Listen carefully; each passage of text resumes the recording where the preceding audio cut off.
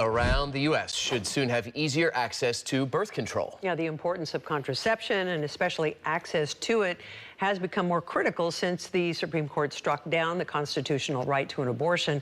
So now, for the first time, government regulators have okayed the first over-the-counter birth control pill. Our Crime Pros' Dan Kerman reports. Soon you'll be able to go into your neighborhood pharmacy and buy birth control pills over the counter.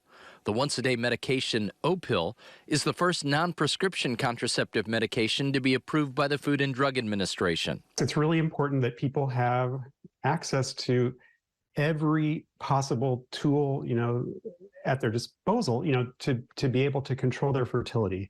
In this moment, that's more important than ever.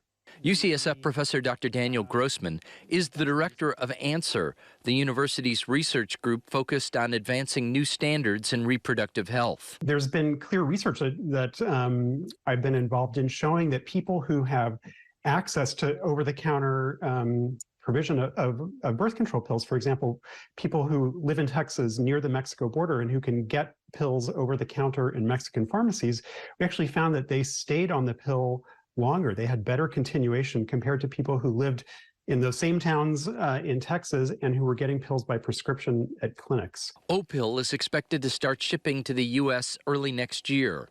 What remains to be seen is what it will cost. One concern I have is about the cost and insurance coverage, because that can also be an important obstacle. Grossman says research has indicated adults are willing to pay about $15 a month, while young people are willing to pay $10 a month for birth control.